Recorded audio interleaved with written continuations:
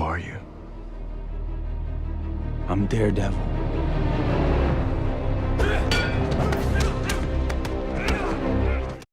Welcome back to Hell's Kitchen, and it's about damn time, I tell ya. It's been just over 2.5 long years since Daredevil was last on our screens, but finally, and with great pleasure, I get to say that Marvel's best TV show is back. And along with the show's return, one of Marvel's best villains overall also makes his emphatic comeback.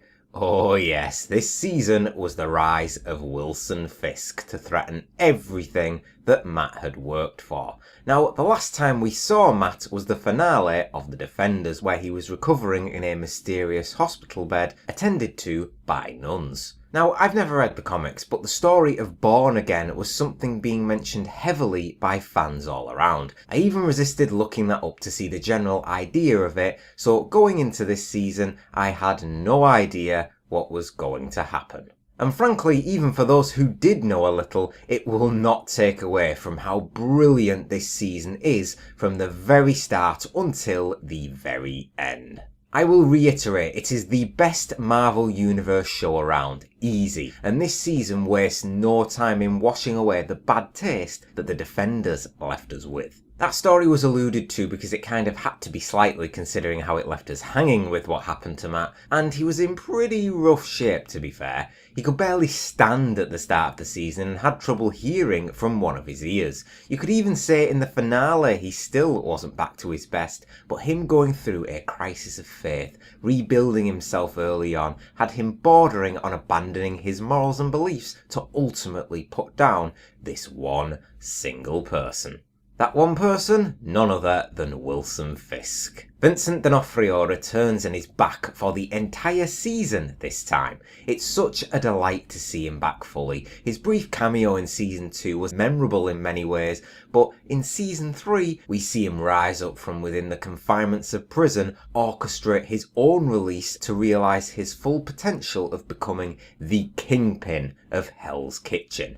Complete with his white suit, he is a towering powerhouse of a man who is always thinking 5 steps ahead. He thwarts Matt, Foggy, Karen, who he has one of the best scenes of the season with in his penthouse, to control anything or anyone that he needs to. He even has the entire FBI under his thumb, including 2 of this season's new faces. Firstly, we had Jay Ali's Special Agent Ray Nadeem, whose addition I felt was a touch of excellence. Ali did a tremendous job in the role. His actions or motives were a little off from time to time, and some of his act was maybe perhaps a tad lengthy, but he added another layer to Fisk's grand plan. Nadeem unwittingly played right into Fisk's hands, releasing him from behind the bars of prison and into a state hotel to which Fisk actually owned was just the beginning of his manipulation. You knew someone at the Bureau had to be working for Fisk as the episodes went by. I wasn't even sure that it wasn't Nadeem himself from time to time,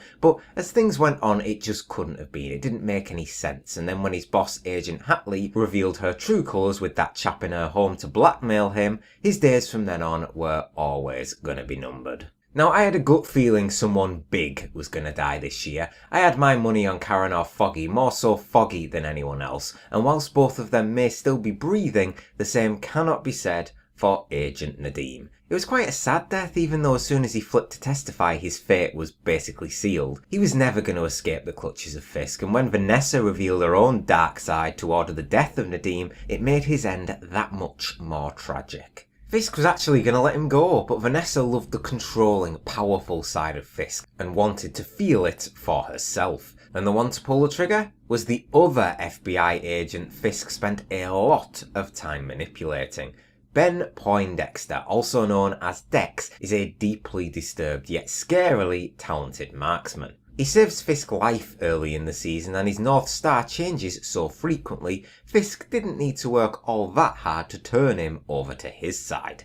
Dex needed stability in order to function. He had that in his own way with Julie, but wow, did they kill her off in that briefest of seconds as Fisk just watched on. Brutal, calculated, and it only served to push Dex over the edge. It gave me a genuine shock because it was so sudden. She was an obstacle in Fisk's path. He doesn't go on about moving an obstacle, no, he just completely destroys it. That was the final nail in Dex's mind, as Fisk made himself Dex's North Star. And under the guidance of his new boss, who would he go on to become? He never quite turned into him fully, not yet anyway, but if that last scene of the season is anything to go by, the next time we see him, we will have a full Bullseye in view. Yep, he was the villain teased to us before this season even began, and much like Nadim, his story was given plenty of breathing time. His was one of the 2 backstory heavy episodes as we watched on to how he got to where he is today. Wilson Bethel's character is similar in so many ways to Matt, but in terms of the choices they made in their lives, they are the mirror opposite. 2 people alone in the world for most of their lives and who have taken drastically different paths. It's an aspect that makes their rivalry so enthralling, and their fistfight, damn, that was bloody awesome. Matt in his original attire squaring off against Dex in his very own suit, looking to frame him, only the mind of Wilson Fisk could come up with something like that. Fight choreography remains one of Daredevil's best aspects. They have one of the best teams on TV in my view, and while round 1 and round 2 of Daredevil vs Bullseye, with the second being in the church, were amazing, it's hard to top the signature hallway scene which Daredevil is fondly known for. It's always quite early on in the season, you'll notice as well, usually between episodes 2 and 4, and this season was a 10-minute one-shot setup and escape as Matt, in formal clothing, battled through inmates and more to elude Fisk's plan for him.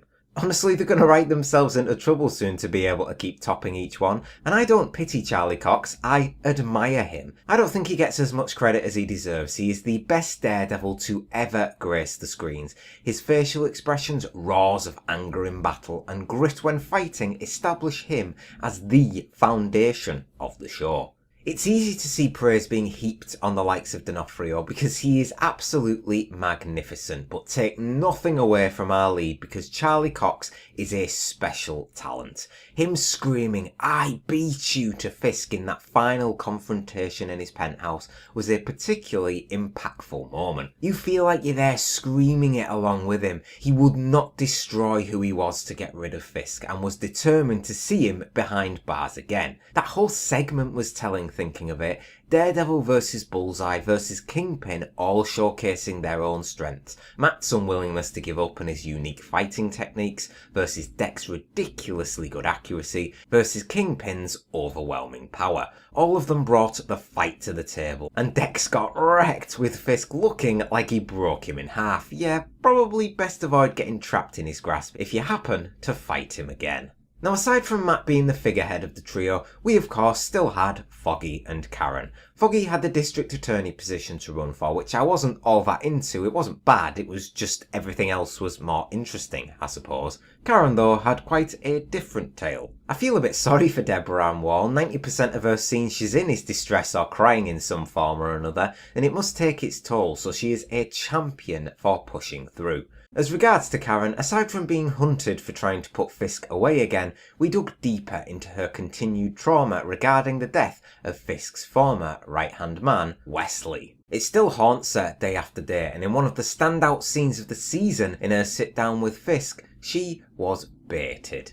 Fisk lured her in and got her to near enough admit that Matt was behind Daredevil's mask. She tried to counterbalance that secret with a little one of her own. She told Fisk that she shot Wesley 7 times when she killed him. He'd still never found out what happened to his former friend, and Karen was hoping to spark an emotional reaction from him. Almost got it too, but no. Instead of killing you there and then, Karen, he decided to give that job to his new top assassin. Once we got to that Karen flashback episode that was named after her, things weren't looking all that good for her. Plus, since at the time I was still banking on either her or Foggy taking a bullet from Bullseye, she looked like a dead woman walking. Glad she is still with us, of course, and her being hunted led to 2 other candidates for the best scenes of the season, as Dex came after her witness at the bulletin and then her directly in the church. Many innocent lives were lost in Dex's murderous attacks, but with him still out there and looking like his back is getting reinforced after his beatdown from Fisk, the next time he returns, you'll bet his crosshairs are aimed directly at those we care for,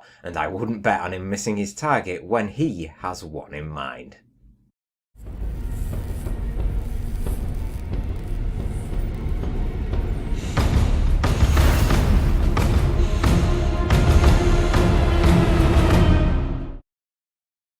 overall verdict for Daredevil Season 3 is another 9 out of 10. That makes it 3 for 3 in my count as Netflix's strongest and longest running Marvel show continues to impress. This season's narrative arc also lasted the entire season 2, which to its credit didn't feel either extended or dragged out in any way, shape or form. None of the other seasons have either in my eyes, but it's harder to keep one arc feel meaningful for longer compared to say last season's Punisher arc followed by the Elektra one. On the topic of Elektra, I'm a little surprised we didn't see her this year. I thought we might have had like a little 1 to 2 episode mini arc or cameo with her, but that's fine. I guess they are saving her return for a later date, which is better than forcing her in there. So let's quickly do the math. We had Jessica Jones Season 1, Luke Cage Season 1, Iron Fist Season 1, The Defenders Season 1, The Punisher Season 1, which is Marvel's second best show, Jessica Jones Season 2, Luke Cage Season 2, and bloody Iron Fist Season 2, since we last saw Matt all on his own. Like, what the hell, seriously? I'm sorry, but do not do that again. Netflix and co were clearly getting the others to catch up, but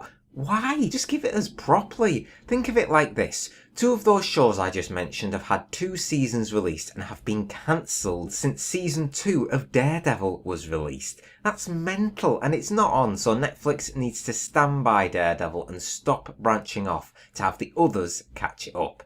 Right, back on topic. Performances wise, it's hard to single out a single person, but if I had to pick one, who else can it be but Vincent D'Onofrio? He is Wilson Fisk. Physique, personality, he is a monster of a man who has these little nuances, twitches and hitches which all combine to create this fascinating villain. You want to hate him, and you do to some extent for his actions, but D'Onofrio does such a damn fine job, you really do struggle to. His rise to power and wearing his iconic white suit has you wondering how on earth Matt and the others will end up taking him down. The testimony left behind by Nadeem after his death helped everyone in that regard, which did surprise me though. I thought Fisk would have been out till the end of the show now, but nope. Back behind bars again, but I expect still infinitely plotting. J.R. Lee put in a moving performance as our FBI agent, whether it was from falling to Fisk's manipulation or his redemption arc with fighting back against the corruption. He is going places in the future, I tell ya. Absolutely crushed it acting wise, as did many of the other members of the cast. All of them, especially our leads, put in stellar performances. Now, there's one person who I've yet to talk about, and that was Sister Maggie. Nailed down early on that Maggie was Matt's mother. I felt the hints were a little too strong in that case, and Joanne Worley's dry delivery of her lines was very well done. Expect to see plenty more of her as the seasons go by.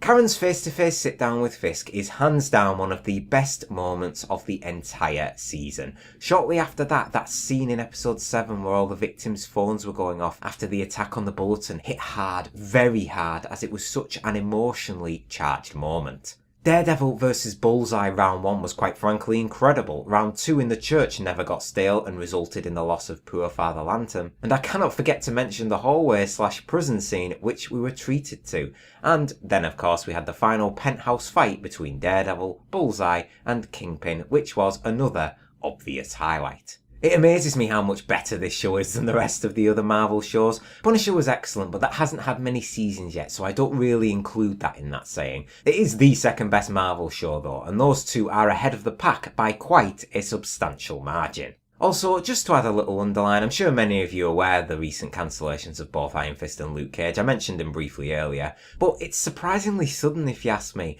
and I haven't even caught up with either of those 2 second seasons yet. So Netflix, don't get any ideas of stopping this at The Punisher because those 2 shows are easily better than the rest of the crop.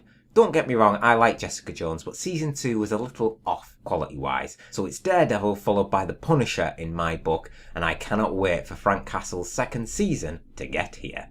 And aside from that, bring on Daredevil Season 4, and bring on another rematch between Daredevil and Bullseye. I cannot wait to see it. So what did you all think of Daredevil's 3rd season? Is it the best Marvel season yet, or do you still perhaps go with Daredevil Season 1? Also, if you had to pick one, which season's hallway scene is your best one? Let me know your thoughts down in the comments. And as always, thank you very much for watching. Please leave a like, comment and subscribe if you enjoyed the review. And I'll see you on the next one. That this city rejected you It bit you! I bit you!